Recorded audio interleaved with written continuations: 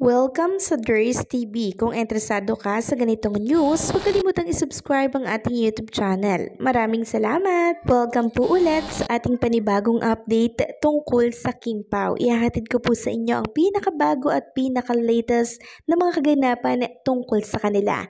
Kaya naman kung hindi ka pa subscriber ng ating channel, pindutin nyo na ang notification bell para lagi kayong updated sa mga balitang trending at napapanahon.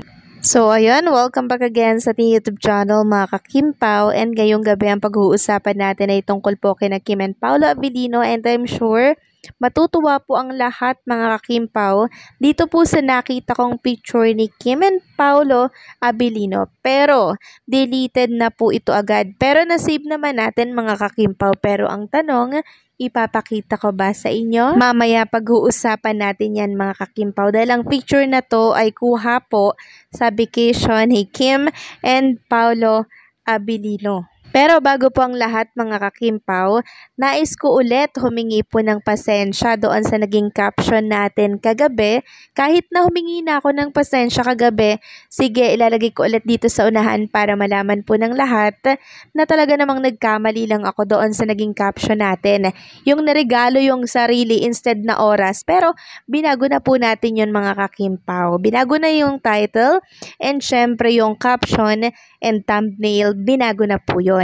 And alam nyo po na mga ka-Kim Pao, topic pala tayo dito sa X ng ilang mga Kim Pao Nation.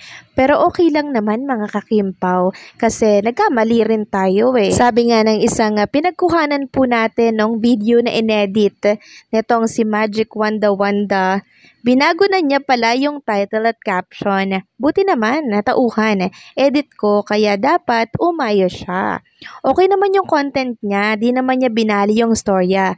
Pero nako, mas maganda pa yung boses ko dito, at struggle is real daw doon sa sinabi niya na ayan, di ko na yun babasahin kasi pagtatawanan na naman nila ako dito sa X. So pangit naman talaga yung boses ko mga ka-Kim Pao, diba? Di ko naman sinabi na pangit yung boses niya. Pero maraming salamat sa pag-i-edit mo ha.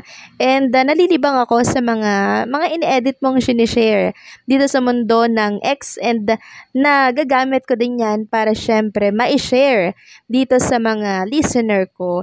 And syempre, hindi naman natin yan inaangkin. Inilagay ko nga yung iyong account dyan sa ating mga update para kung ano't ano man, pwede ka nilang i-follow. Next topic naman, pag-usapan natin mga ka-Kim Pao ang tungkol po dito sa napansin ng mga Kim Pao Nation. Tungkol ito sa kulay ni na Kim and Paolo Abilino. Unahin natin itong post ni Kim Pao page dito sa Facebook.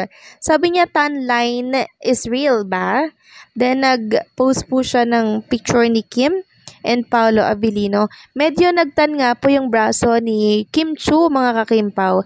Pero syempre, hindi masyadong visible dahil siguro merong mga concealer yan na pinapahid sa kanyang balat para hindi maging visible yung tan line dyan. And syempre, nag-sunblock si Chinita Princess. And maging si Paolo Abilino din mga ka-Kim Pao, napansin po ng mga Kim Pao fans dito po sa ganap sa Pure Gold na medyo umitim din po siya mga ka-Kim Pao. So, ibig sabihin, sa beach po talaga sila nagpunta mga Kim Pao, pero ang pinapalabas po ni Darren ay sa Thailand daw. So, saan kaya dito sa Pilipinas may Thailand, no? Makapunta nga. Kasi ang usapan nga dito sa X mga ka-Kim Pao, meron pong nagbahagi ng picture. Credit dito kay Kimi Confirm. Sabi niya dito, bagong lugar sa Pilipinas, Thailand, Sawadika. Then, nag-share po siya ng picture dito. Yung parang floating cottage siya, pero hindi. Tapos, yung harap niya ay dagat na po. Ang ganda dyan mga ka-Kim Pao, no? Parang makakapag-relax ka talaga dyan. Then, kung magbabasa kayo ng comment, sabi dito, ilan kaya yung SPF ng sunblock nila? In fairness din, sa naglagay ng sunblock sa likod ni Kim, covered lahat. Sabi pa ng isa, pa-share naman po ng ayuda, ako lang ba yung clueless? Naku, alam nyo mga ka-Kim Pao, alam na alam ko po yung pinag-uusapan dito. Mamaya, pag-uusapan natin yan, ha? Sabi pa ng isa dito, di naman daw nagkakalayo. Ano to, Mi? Ganda dyan. So, ang dami pong clueless dito sa picture na shinare niya. Pero ako kasi kanina pa, nakita ko na po yung pinag-uusapan sa Facebook. Nakarating na po sa Facebook, mga kakimpaw, yung tungkol doon sa picture ni na Kim and Paolo Abilino, na kung saan nga po magkasama po sila, mga kakimpaw. Sa ganitong place din, mga kakimpaw. Tapos nakatingin sila sa harap ng dagat. Nakakatuwa, mga kakimpaw. Yun yung good news ko sa inyo.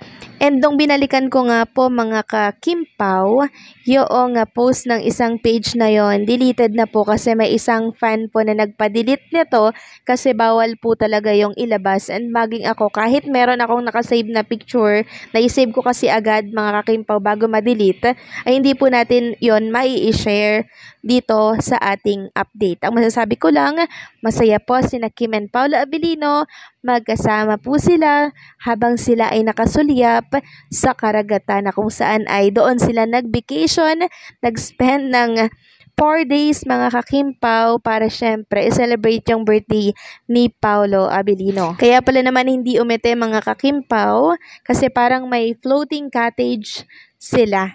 So mga kakuntsaba po pala itong sila Darren and yung mga Showtime host. Hindi po binoking si Chinita Princess kung bakit nawala, bagkos sinabi na fresh from Thailand kahit na dito lamang sila sa Pilipinas. So basta sinabi ko na po, mga kakimpaw, yung nakita nating picture na pinagkakaguluhan sa mundo ng social media, mga kakimpaw. Basta masasabi ko lang, mga kakimpaw, sa mga nakakinig po ng update nating ito, kampante lang po tayo kasi isa po ako sa saksi ng picture na to, mga kakimpaw. Nakita ko talaga na sobrang saya po nila, mga kakimpaw. Silang dalawa lang po yung magkasamang nag-celebrate ng birthday ni Paolo Abilino. And sinom ko pa nga po, mga kakimpaw, yung picture na yon kung si Chinita Princess ba talaga yan, kasi ang tanong po nung nag-post, si Kimi at Daddy Pau daw ba ito? Ano daw sa tingin nyo? And nung nagbasa nga po ako ng comment, Kim and Paolo daw po talaga yung kanilang kita din, dahil nakatalikod si Paolo Abilino, mga kakimpaw, habang si Chinita Princess nakatingin kay Paolo Abilino. So sana makita nyo din to, mga kakimpaw, pero ayokong manggaling po sa akin, ayokong magmula po sa akin, mga kakimpaw, yung pinagpipiestahan nila sa mundo ng social media. Basta masasabi ko lang, kampante lang tayo dahil nakita na po natin yung dahilan kung bakit wala po si Kim ng 4 days sa It's Showtime. Happy lang, mga kakimpaw, panatag na po ako. And sana kayo din po, mga kakimpaw, panatag na din po for Kim and Paolo. Kahit wala akong ilapag dyan na ebidensya, mga kakimpaw, nandirito naman sa phone ko yung picture ni na Kim and Paolo Abilino, pero hindi po siya po pwedeng ilabas. So sana po maunawaan ito ng lahat. Basta panatag lang tayo, lalabas din yan sa takdang panahon. So paano, hanggang dito na lamang po ang update natin at maraming salamat sa patuloy po na pagsuporta.